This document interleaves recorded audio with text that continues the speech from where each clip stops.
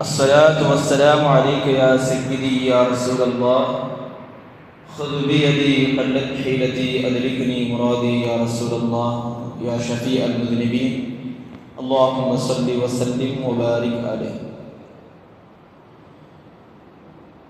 يا سيدي سندي غوثي ويا مددي كلي ظهيرا على الأعداء بالمدد مجير إرضي وخذ بيدي مدى مددي خليفة الله فينا محيي الدين புகழனைத்தும் ஏக வல்லவனாம் அல்லாஹ் ஒருவனுக்கே உரித்தாக. அவனின் சலாத்தும் சலாமும் அகிலத்தின் அருட்கொடை அந்நடம் பெருமானார் முஹம்மது ரசூலுல்லாஹி ஸல்லல்லாஹு அலைஹி வஸல்லம் அன்னவர்களின் மீதும் அன்னவர்களின் சத்திய வழியை சற்றும் சருகாமல் பின்பற்றிய சத்திய சஹாபாக்கள், தாபியீன்கள், தாபியீன்கள், நல்லவர்கள், நாதாக்கள், ஷுஹதாக்கள், வலிமார்கள், குறிப்பாக புனிதம் இந்த ரமலானுடைய மாதத்தில் ஜும்ஆவுடைய கடமையை நிறைவேற்றுவதற்காக வேண்டி முன்கூட்டியே வருகின்றிருக்கக்கூடிய நம் அனைவரின் மீதும் அல்லாஹ்வின் ஸலாத்தும் ஸலாமும் என்றென்றும் வந்து சேரட்டுமா. ஆமீன். சங்கைக்குரியவர்களே, நாம் இருக்கக்கூடிய இந்த ஜும்ஆ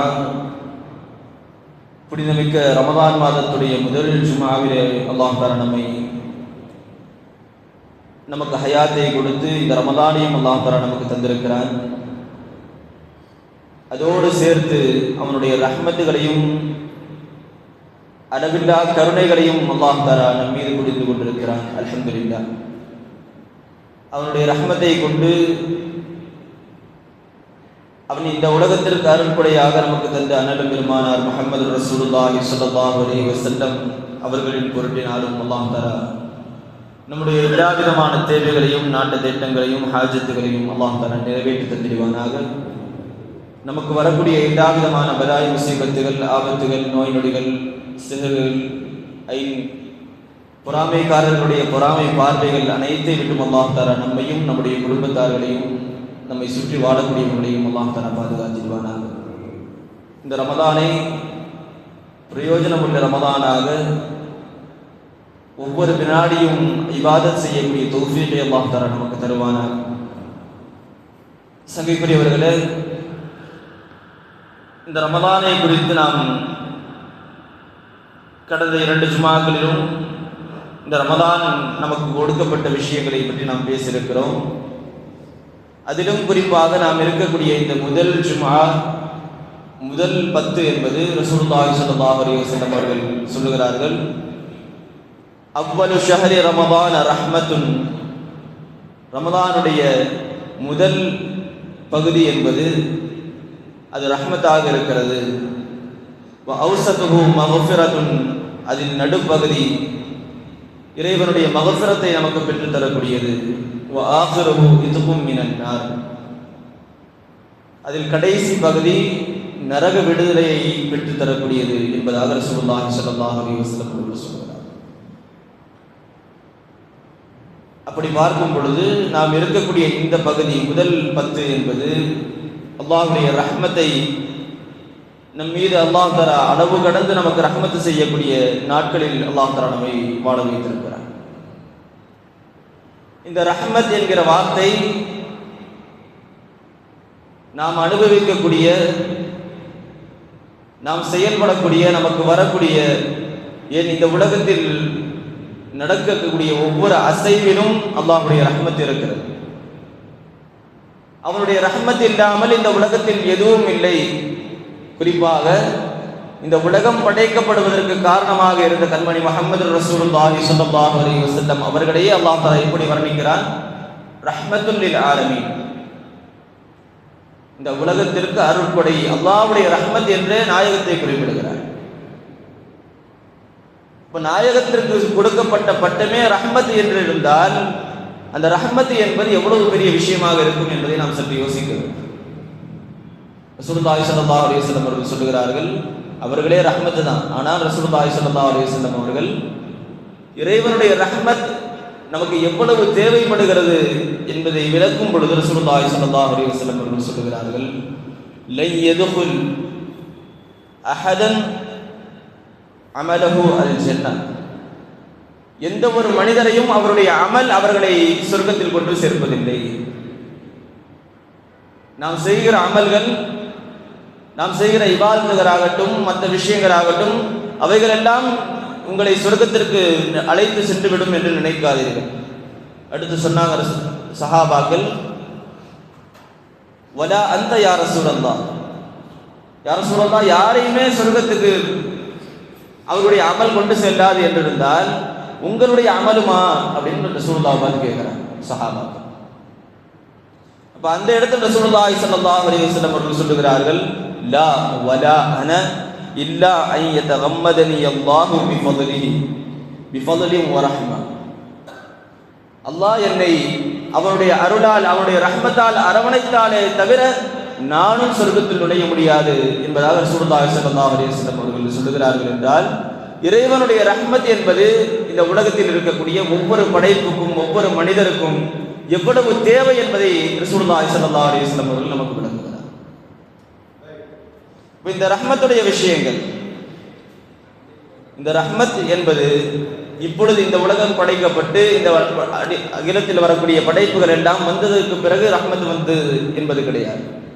சஹீஹுல் புகாரியில் ஒரு செய்தி, ஒரு ஹதீஸ் பதிவு செய்யப்படுகிறது. ரசூலுல்லாஹி ஸல்லல்லாஹு அலைஹி வஸல்லம் அவர்கள் சொல்லுகிறார்கள், லம்மா பரல்லாஹுல் ஹல்க, அல்லாஹ் தஆலா எப்பொழுது படைப்புகளை படைக்க வேண்டும் என்று நாடுகிறான், கதா கதரை எப்பொழுது அல்லாஹ் தஆலா எழுதினானோ அப்பொழுதே சொல்லுகிறார்கள், கதப ஃபீ கிதாபிஹி வஹுவ இன்தஹு ஃபௌகல் அர்ஷ், அர்ஷுக்கு மேல் இருக்கக்கூடிய அவனுடைய கிதாபில் அவன் எழுதுகிறான், இன்ன ரஹ்மதி கலபத் கலபி, என்னுடைய கோபம், என்னுடைய கோபத்தை விட என்னுடைய ரஹ்மத் மிகைத்திருக்கிறது என்பதாக அல்லாஹ் தஆலா முதலில் அவனுடைய ரஹ்மத்தை தான் எழுதினான் என்பதாக ரசூலுல்லாஹி ஸல்லல்லாஹு அலைஹி வஸல்லம் சொல்கிறார். அப்படியானால் இந்த ரஹ்மத் என்பதற்கு அல்லாஹ்வும் ரசூலும் கொடுக்கக்கூடிய அந்தஸ்து என்ன என்பதை நாம் புரிந்து கொள்ள வேண்டும். இந்த உலகத்தின் ஒவ்வொரு படைப்புகளும் காட்டக்கூடிய இரக்கங்களாகட்டும், அன்பாகட்டும், அந்த அன்பை பற்றி ரசூலுல்லாஹி ஸல்லல்லாஹு அலைஹி வஸல்லம் அவர்கள் சொல்லும் பொழுது, ஜஅலல்லாஹு ரஹ்மத மிஅத ஜுஸ்இ, அல்லாஹ் தஆலா ஒட்டுமொத்தமாக ரஹ்மத்தை படைத்திருக்கிறான். அந்த ரஹ்மத்தில் 100 பங்காக அந்த ரஹ்மத்தை பங்கு வச்சான். சொல்லிட்டு சொல்றாங்க, ஃபஅம்ஸக இன்தஹு 99 ஜுஸ்ஆ, அவனிடத்தில் 99 ரஹ்மத்துகளை, அந்த ரஹ்மத்துகளுடைய பகுதிகளை அவனிடத்தில் வைத்துக் கொண்டான். வஅன்ஸல ஃபில் அர்தி ஜுஸ்அன் வாஹிதா, இந்த உலகத்தில் ஒரே ஒரு ஜுஸ்ஐ, ஒரே ஒரு பகுதியை, அவனுடைய ரஹ்மத்தில் ஒரு பகுதியை மட்டும்தான் இறக்கி வைத்திருக்கிறான். ஃபமின் ஸாலிகல் ஜுஸ்இ யதராஹமுல் ஹல்க், இந்த உலகத்தில் ஆதம் அலைஹிஸ்ஸலாம் அவர்கள் முதல் கடைசி மனிதர் வரை, ஏன் கால்நடைகளாகட்டும், உயிரினங்களாகட்டும், எல்லா விஷயங்களும், எல்லா படைப்புகளும் பரஸ்பரம் காட்டிக்கொள்ளக்கூடிய அன்பு, ஒரு தந்தை ஒரு மகனுக்கு காட்டக்கூடிய அன்பு, ஒரு தாய் தன்னுடைய குழந்தைக்கு காட்டக்கூடிய அன்பாகட்டும், ஒரு சகோதரன் ஒரு சகோதரனுக்கு காட்டக்கூடிய அன்பாகட்டும், கணவன் மனைவிக்கு மத்தியில் இருக்கக்கூடிய அன்பாகட்டும், ஏன் ஏழைகளுக்கு நாம் காட்டக்கூடிய அன்பாகட்டும், எல்லா விஷயங்களும் இந்த ஒரு ரஹ்மத்தில் இருந்துதான் இந்த உலகத்திற்கு கொடுக்கப்பட்டிருக்கிறது. அல்லாஹ்வுடைய 100 ரஹ்மத்துல ஒரு பகுதி இந்த உலகம் ஆரம்பிச்சதிலிருந்து கடைசி வரைக்கும் போதும் அப்படின்னு இருந்தா, மிச்சம் 99 எங்க இருக்குது? மறுமையில் இருக்கு. நமக்கு இந்த உலகத்திலும் அல்லாஹ்வுடைய ரஹ்மத்து வேணும், மறுமையிலும் வேணும். குறிப்பாக மறுமையுடைய ரஹ்மத்துகளை தேடிக்கொள்ளக்கூடிய ஒரு மாதமாக, ஒரு காலமாக அல்லாஹ் தஆலா இந்த ரமலானை நமக்கு தந்திருக்கிறார். நாம் மறுமைக்கான ரஹ்மத்துகளை தேடிக்கொள்ள வேண்டும். அந்த ரஹ்மத்துகள் யாரெல்லாம் தேடுகிறார்களோ, இபாதத்தின் மூலமாக, தான தர்மங்களின் மூலமாக, ஏன் மற்றவர்களுக்கு பரஸ்பரம் அன்பு காட்டுவதன் மூலமாக, உதவி செய்வதன் மூலமாக யாரெல்லாம் ரஹ்மத் காட்டுகிறார்களோ, இரக்கம் காட்டுகிறார்களோ, ரசூலுல்லாஹி ஸல்லல்லாஹு அலைஹி வஸல்லம் அவர்கள் சொல்லக்கூடிய வார்த்தை, இர்ஹமு மன் ஃபில் அர்தி யர்ஹமுக்கும் மன் ஃபிஸ் ஸமா. உங்களுக்கு அல்லாஹ்வுடைய ரஹ்மத் வேணுமா? அல்லாஹ் உங்கள் மீது அருள் புரிய வேண்டுமா? ரசூலுல்லாஹி ஸல்லல்லாஹு அலைஹி வஸல்லம் அவர்கள் சொல்கிறார்கள், இர்ஹமு மன் ஃபில் அர்தி, நீங்கள் பூமியில் இருக்கக்கூடியவர்களுக்கு இரக்கம் காட்டுங்கள். அந்த இரக்கம் எப்படியும் இருக்கலாம், ஒரு ஆறுதல் வார்த்தையாக இருக்கலாம், காசு பணம் கொடுத்து உதவி செய்கிறதாக இருக்கலாம், அதாவது கல்வி உதவிகளாகட்டும், மற்ற எந்த விஷயங்களாகட்டும், நீங்கள் இந்த உலகத்தில் காட்டக்கூடிய ரஹ்மத் அன்பு என்பது இறைவனுடைய அன்பை உங்களுக்கு பெற்றுத்தரக்கூடியது என்பதாக ரசூலுல்லாஹி ஸல்லல்லாஹு அலைஹி வஸல்லம் அவர்கள் சொல்கிறார். அப்போ இந்த உலகத்தில் நாம் ரஹ்மத்தோடு இருந்துட்டோம்னா, இரக்கத்தோடு நாம் இருந்தோம் அப்படின்னா அல்லாஹ் தஆலா அவருடைய ரஹ்மத்தை நமக்கு பங்கிட்டு கொடுக்கிறான். அந்த ரஹ்மத்தை தேடிக்கொள்ளக்கூடிய ஒரு மாதமாக அல்லாஹ் தஆலா இந்த மாதத்தை ஆக்கி வச்சிருக்கிறான். நம்மளால் எந்த அளவுக்கு மற்றவர்களுக்கு உதவி செய்ய முடியுமோ, அன்பு காட்ட முடியுமோ, நல்ல விதத்தில் பரஸ்பரம் முகமலர்ச்சியோடு இருக்க முடியுமோ, சந்தோஷத்தை வெளிப்படுத்த முடியுமோ, அந்த அளவிற்கு நாம் இந்த மாதத்தில் நம்மளால் இயன்ற அளவுக்கு யாருக்கும் எந்த ஒரு தொல்லையும் கொடுக்காம, நம்மளால் மற்றவங்க சந்தோஷப்படுற மாதிரி நாம் பேசுகிற வார்த்தைகளாகட்டும், நம்முடைய செயல்பாடுகளாகட்டும், மற்றவர்களை சந்தோஷப்படுத்துகிற விதத்தில் அமைந்து விட்டால் அல்லாஹ்வுடைய ரஹ்மத்துக்கு நாம் பாக்கியமானோம். ரசூலுல்லாஹி ஸல்லல்லாஹு அலைஹி வஸல்லம் அவர்கள் என் சொர்க்கத்துக்கு நுழையணும் அப்படின்னாலும் அதற்கான தகுதியா என்னதான் சொல்றாங்க? ரசூலுல்லாஹி ஸல்லல்லாஹு அலைஹி வஸல்லம் அவர்கள் சொல்லக்கூடிய வார்த்தை, லா யதுகுலுல் ஜன்னத இல்லா ரஹீமுன். சொர்க்கத்தில் ரஹீமை, அதாவது இரக்கம் காட்டக்கூடியவரை தவிர யாரும் சொர்க்கத்துக்கு போக முடியாதுன்னு நாங்கள் சொல்லலாம். சரி, அப்ப நம்ம இரக்கம் காட்டலையா மற்றவங்களுக்கு அப்படின்னு ஒரு கேள்வி வருதுல்ல. இதே கேள்வியை சஹாபாக்கள் கேட்டாங்க. யா ரசூலல்லாஹ், குல்லுனா ரஹீமுன், நாங்க எல்லாமே ரஹீமா தான் இருக்கிறோம், எல்லாத்துக்கும் பரஸ்பரம் அன்பு காட்டக்கூடியவர்களாக தான் இருக்கிறோம் அப்படின்னு சொல்லும் பொழுது ரசூலுல்லாஹி ஸல்லல்லாஹு அலைஹி வஸல்லம் அவர்கள் சொன்னாங்க, லைஸ ரஹ்மத அஹதிகும் நஃப்ஸஹு ஹாஸா. நீங்க உங்களுடைய சுயநலத்திற்காக வேண்டி நம்ம மற்றவங்கிட்ட பேசும் பொழுது கனிமா பேசுறோம் அப்படின்னா பின்னாடி ஒரு காரணத்தை வச்சுட்டு நம்ம பேசணும். ஒரு காரியம் நடக்கணும் அப்படின்னா தான் அந்த விஷயத்தை நம்ம பேசணும். ஒருத்தர் சந்தோஷமா பேசுறோம் அப்படின்னா பின்னாடி நோக்கங்கள் இருக்கு நம்மள்ட்ட. அதே ரசூலுல்லாஹி ஸல்லல்லாஹு அலைஹி வஸல்லம் அவர்கள் சொல்லுகிறார்கள், வலாகின் ஹத்தா யர்ஹமுன் நாஸ ஆம்மா வலா யர்ஹமுஹுமுல்லாஹு இல்லல்லாஹ் வலா யர்ஹமுஹுமுல்லாஹு வலா யர்ஹமுஹும் இல்லல்லாஹ். நீங்க பொதுவா எல்லா படைப்புகளிடத்திலும் அன்பு காட்ட வேண்டும். ஏன் கால்நடைகள்கிட்ட காட்டுற அன்புக்கும் கூட அல்லாஹ் தஆலா அவனுடைய ரஹ்மத்தை நமக்கு தருகிறான். தம்பீஹுல் காஃபிலின் என்கிற கிதாபில் பதிவு செய்யப்பட்டிருக்கிற ஒரு செய்தி, சையதுனா மூஸா அலைஹிஸ்ஸலாத்து வஸ்ஸலாம் அவர்கள் அல்லாஹ்விடத்தில் கேட்கிறாங்க, யா அல்லாஹ், நீ எதற்காக வேண்டி என்னை உன்னுடைய நேசனாக, உன்னுடைய அன்புக்குரியவனாக என்னை தேர்ந்தெடுத்தாய் என்று கேட்கும் பொழுது அந்த இடத்தில் அல்லாஹ்விடமிருந்து பதில் வந்ததாக பதிவு செய்யப்படுகிறது. மூசாவே, ஒரு நாள் நீங்கள் ஆடு மேய்த்து கொண்டிருக்கும் பொழுது அந்த ஆட்டு கூட்டத்தில் ஒரு சின்ன ஆடு கூட்டத்தை விட்டு விரண்டு ஓடிடுச்சு. அப்படி ஓடும் பொழுது அந்த ஆட்டை தடவை நீங்களும் ஓடுனீங்க பின்னாடியே. எந்த அளவுக்கு உங்களுக்கு, அதாவது ஓடி போயிட்டே இருக்கும்போது நமக்கு வயிற்று வலி வரும் தெரியுமா, மூச்சு பிடிக்க முடியாம, அந்த மாதிரி ஒரு நிலைமைக்கு ஆளானாங்க மூஸா அலைஹிஸ்ஸலாம். அவ்வளவு கஷ்டம் கொடுத்தது அந்த ஆடு. அந்த ஆட்டை தேடி போனேன், கடைசியில் ரொம்ப நேரம் கழிச்சு அந்த ஆட்டை நீங்க பிடிச்சி, அந்த ஆடும் களைச்சு போச்சு, நீங்களும் களைச்சு போயிட்டீங்க. அப்போ அந்த இடத்துல அந்த ஆட்டை அடைத்து நீங்கள், இதே நேரத்தில் நம்மளால என்ன பண்ணுவோம், என்ன இவ்வளவு நேரம் ஓட முடியா அப்படின்னு போய் அடிப்போம். அதே மூஸா அலைஹிஸ்ஸலாம் என்ன செஞ்சாங்க, அந்த ஆட்டை தன்னோட அரவணைச்சு, என்னையும் டயர்டாக்கிட்ட நீயும் டயர்டாகிட்ட அப்படின்னா, என்னையும் களைப்பிலாக்கி நீயும் களைப்பாயிட்ட அப்படின்னு சொல்லி இந்த ஆட்டை அணைச்சி முத்துனாங்க. அப்போ அந்த இடத்துல அல்லாஹ் சொன்னா, இந்த ஒரு காரியம் எனக்கு பிடிச்சிருந்தது, அதனால உங்களை நான் நேசனா தேர்ந்தெடுத்தேன். சின்ன சின்ன விஷயங்கள் நாம் மற்றவர்களுக்கு காட்டக்கூடிய அன்பு, அந்த அன்பினால் அல்லாஹ்வுடைய ரஹ்மத்து நமக்கு பாக்கியமாகுது. அல்லாஹ்வுடைய ரஹ்மத்து என்பது எவ்வளவு பெரிய விசாலமான விஷயம். ரசூலுல்லாஹி ஸல்லல்லாஹு அலைஹி வஸல்லம் அவர்கள் சில விஷயங்கள் சொல்றாங்க. பனு இஸ்ரவேலர்களுடைய காலத்தில் நடந்த விஷயங்களை ரசூலுல்லாஹி ஸல்லல்லாஹு அலைஹி வஸல்லம் அவர்கள் சொல்லி காட்டுகிறார். பனு இஸ்ரவேலருடைய காலத்தில் ஒருத்தர் இருந்தார். கன்சுல் உமால் அப்படிங்கிற கிதாபில் பதிவு செய்யப்பட்டிருக்கிற செய்தி. அந்த மனிதர் வசதி வாய்ப்புகளோடு வாழ்ந்தவர், சந்தோஷமாக இருந்தவர். காலங்கள் கழிகிறது, கூட இருந்தவங்கெல்லாம் அவங்களுடைய ஃபக்ருடைய காரணத்தினால், அதாவது காசு போகும் பொழுது கூட்டம் நம்ம கூட இருக்கிற கூட்டமும் போயிடும். பதவி அல்லது பொறுப்புகள் இருக்கும் பொழுது அப்ப இருக்கிற கூட்டம் அது இல்லாம போகும் பொழுது நம்மளை விட்டு போயிடும். அந்த மாதிரி இருக்கும் பொழுது அந்த மனிதர் எல்லா விஷயங்களையும் அல்லாஹ் தஆலா இடத்திலிருந்து வாங்குறார். கடைசியில் அவர் கூட இருந்தவங்க எல்லாம் விலகி போயாச்சு. இருக்கிறவங்க எவ்வளவு நாள் உதவி செய்வாங்க? பழகினதுக்கு 4 நாள் உதவி செய்வாங்க, அவ்வளவுதான். அந்த 4 நாள் கழிச்சு அவங்களும் என்னது, இவர் என்ன கேட்டே இருக்காரு.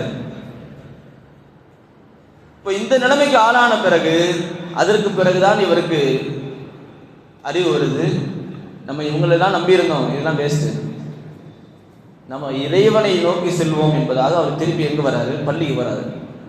எழுதுறாங்க, இதுவரையும் பள்ளிக்கே வராதவர். இப்ப இந்த நிலைமையிலே கூட நம்ம சில பேரை சொல்லுவோம், ரமதான்னா கூட்டம் வருது அப்படின்ட்டு. பேசிட்டு இருக்கும்போது வந்த ஒரு வார்த்தை, ரமதான் ஃபர்ஸ்ட் நாள் 5 சப்பு தராவி ஆள் இருக்கும், 2வது நாள் 3 ஆகும். காலப்போக்கில் அப்படியே 27 வர்ற வரைக்கும் கடைசியில் ஒரு சப்பு இருக்கும். 27க்கு பார்த்தா பள்ளியை நடத்திருக்குன்னு சொன்னாங்க ஒருத்தர். சரி, நம்ம பேசுவதை வழக்கில் வச்சிருக்கிறோம், நடக்கிறது அதுதான். ஆனால் அப்படி வரக்கூடியவர்களுக்கும் அல்லாஹ்வுடைய ரஹ்மத் இருக்குது. அப்ப அந்த மனிதர் வர்றாரு, வந்து துஆ கேட்கிறார், யா அல்லாஹ், நான் இவ்வளவு நாள் தப்பான வழியில இருந்துட்டேன், எனக்கு நீ இரக்கம் காட்டு, நான் சோதனையில இருக்கிற, எல்லாம் என்னை விட்டு விலகிட்டாங்க, நீ எனக்கு உதவி செய். இப்படி இந்த நிலைமை வரும் பொழுது மலக்குமார்களை கூட்டு அல்லாஹ் சொல்றான்னா, என்னுடைய அடியான் என்னை கூப்பிடுறான், அவனுக்கு என்ன வேணுமோ கொடுங்க அப்படின்னு. அப்போ அந்த இடத்தில் மலக்குமார்கள் சொல்லுகிறார்கள், யா அல்லாஹ், இவன் உன்னை வணங்கி உனக்கு உன் மேல இஷ்கு வச்சு உன்னை வணங்கணுங்கிற நோக்கத்துல வந்தவன் இல்லை, இவனுக்கு கஷ்டம் வரும்போது வந்தவன் இல்லை. இந்த கஷ்டம் இவனுக்கு இல்லைன்னா வந்திருக்கவே மாட்டான். இப்ப இவனுக்கு நம்ம எதுக்கு கொடுக்கணும்? இவனுக்கு நீ கொடுத்தனா இவன் திருப்பி வரமாட்டான்னு தெரியும். இப்ப இவனுக்கு ஏன் கொடுக்குற அப்படின்னு சொல்லி கேட்கும் பொழுது அல்லாஹ் தஆலா மறுபடியும் சொன்னா, இன்னி அஅலமு மா லா தஅலமூன், உங்களுக்கு என்ன தெரியாதோ அது எனக்கு தெரியும். என்னது? இப்ப நான் கொடுப்பேன், கொடுத்து அவன் மறந்துடுவான், இருந்தாலும் நீங்க இப்படி கொடுங்க அப்படின்னா, அவனுக்கு என்ன வேண்டுமோ, என்ன துவா கேட்டானோ அது கொடுக்கப்படுது. அது கிடைச்சதுக்கு பிறகு வழக்கம் போல பழைய மாதிரி மாறியாச்சு. சில நாட்கள் கழிகிறது, அந்த செல்வமும் அவன்கிட்ட போகுது. அது போனோன்னு மறுபடியும் பள்ளிக்கு வந்தான். அதுக்கிடையில பள்ளிக்கு வரல, அதுக்கடுத்து பள்ளிக்கு வரல. அப்போ வந்து மறுபடியும் அல்லாஹ் துவா கேட்கிறான், யா அல்லாஹ், நான் தப்பான வழியில போயிட்டேன், இனி போக மாட்டேன். இதை சொல்லும் பொழுது ரசூலுல்லாஹி ஸல்லல்லாஹு அலைஹி வஸல்லம் அவர்கள் இந்த செய்தியை சொல்லும் பொழுது அழுதுட்டே சொல்றாங்க, அல்லாஹ்வுடைய ரஹ்மத் அப்படிங்கிறது, நம்மகிட்ட ஒரு ஆள் ஏமாத்திட்டு போயிட்டாருன்னா அடுத்த வாட்டி திருப்பி வரும்போது நம்ம என்ன பண்ணுவோம்?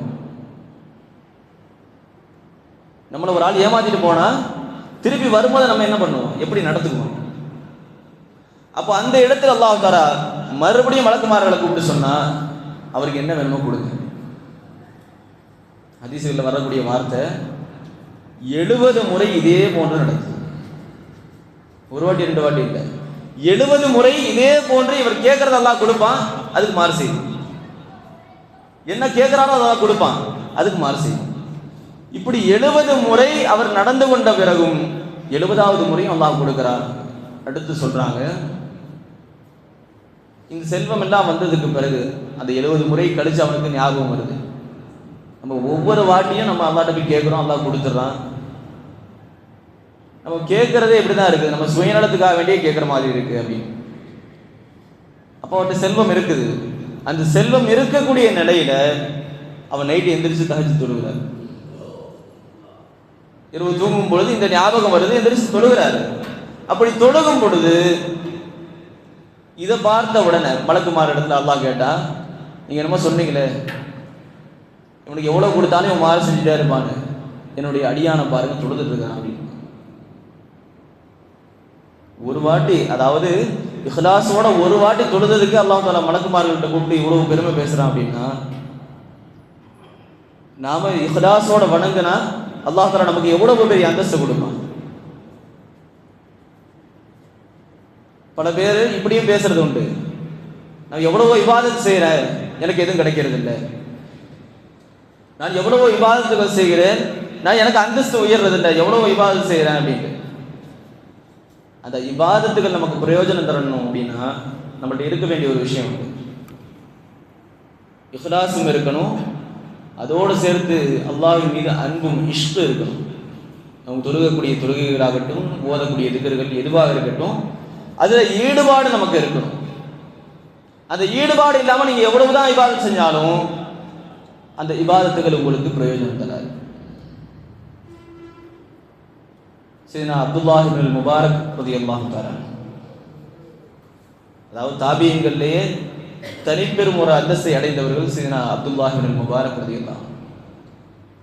அவர்கிட்ட சில பேர் போய் கேட்குறாங்க, அதாவது உலகத்தில் இருக்கிற எல்லா செல்வமும் எல்லா துறையும் ஒரு ஆளுக்கு கொடுக்கப்பட்டிருக்கு அப்படின்னா தாபியீன்கள் சையதுனா அப்துல்லாஹ் இப்னுல் முபாரக் ரலியல்லாஹு சொல்லலாம். வியாபாரம்னா அவங்க எடுத்தா அந்த வியாபாரம் ஜெயிக்கும், அவங்க சொன்னா ஒரு காரியத்தை சொன்னா அது நடக்கும். அவ்வளவு செல்வாக்கையும் அவ்வளவு மரியாதையும் அல்லாஹ் தஆலா கொடுத்து வச்சிருக்காங்க. அவர்களிடத்துல போய் கேட்கப்படுது, இவ்வளவு செல்வாக்கும் இவ்வளவு மதிப்பும் மரியாதையும் உங்களுக்கு எப்படி வந்தது, உங்களுடைய ஆரம்ப நிலை என்ன அப்படின்னு சொல்லி கேட்கும் பொழுது, கஷ்ஃபுல் மஹ்ஜூப் அப்படிங்கிற கிதாபில் பதிவு செய்யப்பட்டிருக்கிற செய்தி, அவங்க சொல்றாங்க, ஆரம்ப காலத்துல மார்க்கத்தோடு தொடர்பு இல்லாமல் இருந்த காலம். இப்போ அந்த காலங்கள்ல நான் ஒரு பெண்ணை நேசித்தேன். என்ன பண்ணுவேன் அப்படின்னா, இரவு நேரத்தில் இஷா துறைக்கு எங்கள் மஹல்லாலாம் விட்டுட்டு அந்த பெண் இருக்கிற மஹல்லாவுக்கு போயிடுவேன். அந்த மஹல்லால போய் நான் இஷா அங்கே தொழுவேன். தொழுது முடிச்சுட்டு அந்த பெண்ணுடைய வீட்டு வாசலுக்கு போய் அந்த பெண் வெளியே வருவாங்க, பேசுவேன், வந்துடுவேன். இப்படி தொடர்ந்து நடந்து கொண்டிருந்தது. ஒரு நாள் என்னாச்சு, இஷால இமாம் ஒரு 2 நிமிஷம் நீட்டிட்டார். தொழுக வச்சுட்டு இருக்கிறாரு, கொஞ்சம் பெருசா ஓதிட்டாருன்னு வச்சுக்கோங்க. அப்படி நீட்டி ஓதிட்டாரு. அப்படி ஓதும் பொழுது எனக்கு மனசுக்குள்ளே நான் திட்டேன், என்ன நீட்டிட்டு இருக்கிறாரு. தொழுக முடிஞ்சது, நான் போனேன், லேட் ஆயிடுச்சுன்னு அவசரமா போறேன், அப்பயும் நான் திட்டே போறேன், இவரால் தான் என்ன அப்படின்னு. நேரம் அங்கே போய் நிற்கிறேன், அந்த பெண்ணுடைய வீட்டு வாசலில் போய் நிற்கிறேன். சரி வருவாங்க, வழக்கமாக வர்ற நேரம் வருது, ஆனால் வரவே இல்லை. அவங்க எந்த அளவுக்கு, ஃபஜ்ருடைய நேரம் நெருங்கிடுச்சு, ஃபஜ்ர் பாங்க சொல்ல ஆரம்பிச்சாச்சு. அந்த நேரம் வருகிறது, அதுவரை நான் நின்று இருந்தேன். இப்போ இவங்க இடையில சொல்றாங்க, எனக்கு எந்த ஒரு அதாவது களைப்போ எந்த ஒரு கோபமோ அந்த பெண் மீது வரல. எவ்வளவு நேரம் நின்று இருந்தனோ அந்த காத்திருப்பு என்பது எனக்கு சந்தோஷமா இருந்தது. கடைசியில் ஒரு தடவை வந்துட்டு போயிட்டா போதும் அப்படின்னு இருந்தது. கடைசியில் அந்த பெண் வந்துட்டு போனாங்க. வந்துட்டு ஒரே வார்த்தையா சொன்னாங்க, வீட்டில் விருந்தாளி வந்திருக்கிறாங்க, வெளியே வர முடியல. இந்த ஒரு வார்த்தையை கேட்டு இதோட சந்தோஷமா வராது. இப்போ நைட்டு போய் விடிகிற வரையும் நின்று பேசிட்டு வந்தவர், அவங்க அதுக்கப்புறம் பள்ளிக்கு வந்தது பிறகு ஃபஜ்ர் அந்த மஹல்லால தொழுகிறாங்க. அதே இமாம் தொழுக வைக்கிறார். தொழுக வைக்கும் பொழுது அப்போ அவர்களுக்கு சிந்தனை வருது, இதே இமாம் தானே நேற்று நீட்டினாரு, இதே இமாம் தானே 1 மணி நேரம் தொழுக வச்சாரு, மிஞ்சி போனா ஒரு 5 நிமிஷம் 10 நிமிஷம் ஆயிருக்குமா. இவர் மேல கோபம் வந்தது. இவர் செய்யறது என்ன, தப்பான காரியம் ஒன்றும் கிடையாது. இபாதத்து, ரப்புடைய இபாதத்தை இவர் நடத்துகிறார், என்ன ரப்பும் பக்கம் கொண்டு போய் சேர்த்தாரு. இவர் மேல எனக்கு கோபம் வந்துச்சு. ஆனா இருக்கிற எல்லா வேலையும் விட வச்சு நைட்டு ஃபுல்லா காக்க வச்சார். அவன் மீது எனக்கு கொஞ்சம் கூட கோபம் வரலையே, என்ன காரணம்னு யோசிச்சேன். காரணம் என்ன, அவள் மீது இருந்த அன்பு என்னை எதுவுமே பேச விடாம ஆகுச்சு. அப்ப நான் இதுல திட்டுறேன், இதுல பேசுறேன் அப்படின்னு இருந்தா எனக்கு இதுல ஈடுபாடு இல்லை அப்படிங்கிறது எனக்கு அப்பதான் புரிஞ்சுது. நான் இப்ப இந்த நிலைமையில நம்ம எத்தனை பேர் இருக்கிறோம்? இபாதத்துகள் செய்யும் பொழுது எனக்கு அந்த வேலை இருக்கு இந்த வேலை இருக்கு அப்படின்னு என் போற வழியிலேயே ஒரு 2 பேர் கூப்பிட்டு பேசிட்டாங்கன்னு வச்சுக்கோங்க, ஒரு 10 நிமிஷம் பேசுறாங்க அல்லது 20 நிமிஷமே பேசுறாங்கன்னு வச்சுக்கோங்க.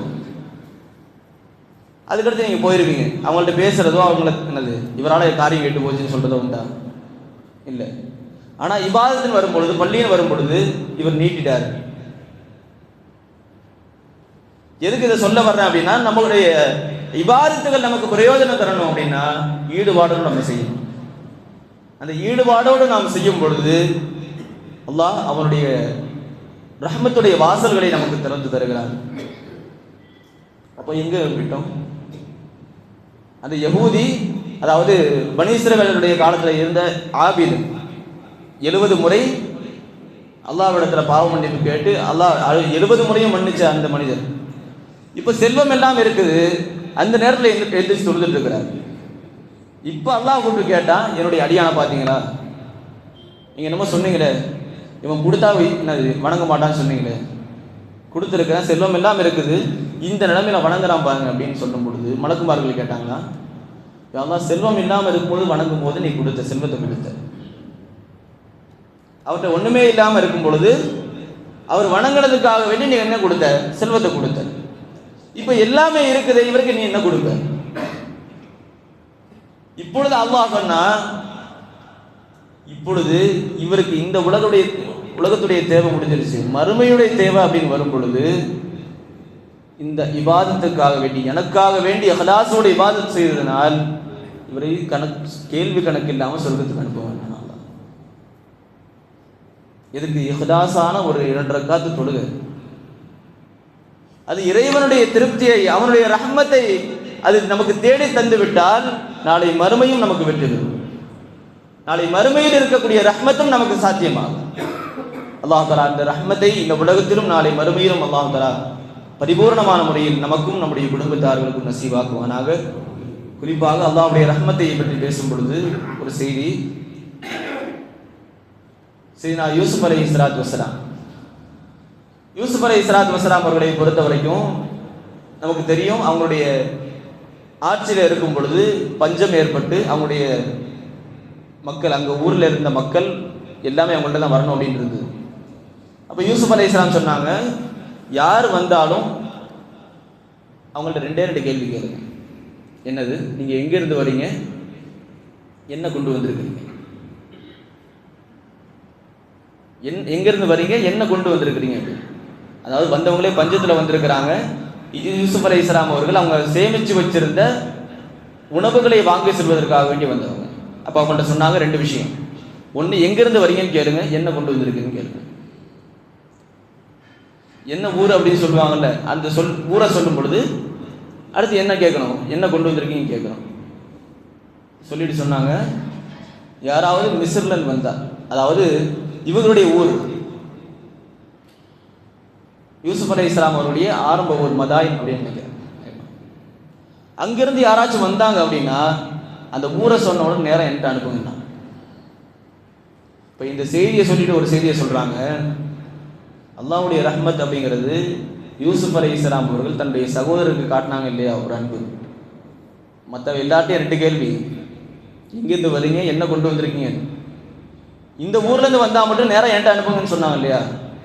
இதை வைத்து முஃபஸ்ஸிரீன்கள் ஒரு செய்தியை சொல்றாங்க, அல்லாஹ்வுடைய ரஹ்மத் இதையோட பெருசு. நம்ம கபரில் கொண்டு போய் வைக்கப்பட்டா மலக்குமார்கள் கேட்கக்கூடிய கேள்வி நமக்கு தெரியும். 3 கேள்வி. சில ரிவாயத்துகள் அடிப்படையில் ஒரே கேள்வி தான். அந்த 3 கேள்வி என்ன? உன்னுடைய ரப்பு யார், உன்னுடைய தீன் என்ன, நீ ரசூலுல்லாஹி ஸல்லல்லாஹு அலைஹி வஸல்லம் உடைய விஷயத்தில் என்ன சொல்ற, உன்னுடைய நபி யார் அப்படின்னு. இன்னும் சில ரிவாயத்துகளுடைய அடிப்படையில் ரசூலுல்லாஹி ஸல்லல்லாஹு அலைஹி வஸல்லம் அவர்களை காட்டப்படும், இவரை பற்றி நீ என்ன சொல்லுகிறாய். இது மட்டும் தான், ஒரே கேள்விதான். இப்போ இந்த இடத்துல அல்லாஹ்வுடைய ரஹ்மத் எந்த அளவுக்கு இருக்கு பாருங்க.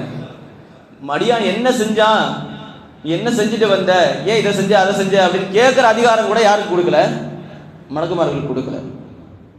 ஏன்னா நம்ம ஒரு ஆள் விசாரிக்க ஆரம்பிச்சா தெரியும் எப்படிலாம் விசாரிக்கணும். ஆனா அல்லாஹ்வுடைய ரஹ்மத், அவன் எல்லா அருட்களுக்கும் சொந்தக்காரன்.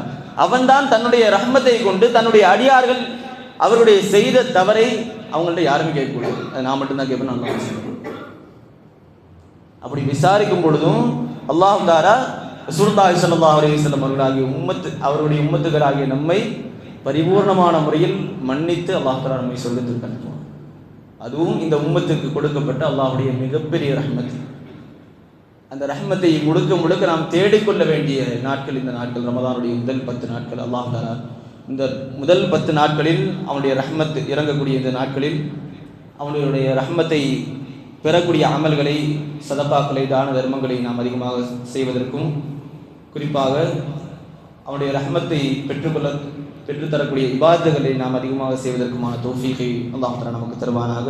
நாம் இந்த உலகத்தில் இருப்பவர்களுக்கு இரக்கம் காட்டி நாளை மறுமையில் அவனுடைய ரஹ்மத்திற்கு சொந்தக்காரர்களாக மாறுவதற்கான தௌஃபீகையும் அல்லாஹ் தஆலா நமக்கு தருவானாக. இறை இமாம் கஅபா ஷரீஃபையும் இறை தூதரின் பூங்காவனமான ரோதா ஷரீஃபையும் நம்முடைய வாழ்க்கையில் பலமுறை கண்டு தரிசிக்கக்கூடிய பேரின்ப பாக்கியத்தை அல்லாஹ் தஆலா உங்களுக்கும் எனக்கும் நம்மை சார்ந்த அனைவருக்கும் அல்லாஹ் தஆலா நசீபாக்கி தருவானாக. இந்த சபையில் நாம் எப்படி ஒன்று கூடி இருக்கிறோமோ அதே போன்று நாளை மறுமையில் கண்மணி முஹம்மது ரசூலுல்லாஹி ஸல்லல்லாஹு அலைஹி வஸல்லம் அவர்களோடு சொர்க்கத்தில் உயர்ந்த சொர்க்கமான ஜன்னத்துல் ஃபிர்தௌஸில் அல்லாஹ் தஆலா நம்மையும் நம்முடைய குடும்பத்தார்களையும் அல்லாஹ் தஆலா ஒன்று கூட்டுவானாக. இந்த நல்ல துஆவை நிறைவு செய்கிறேன். வாஹிர் தஅவானா அல்ஹம்துலில்லாஹி ரப்பில் ஆலமீன்.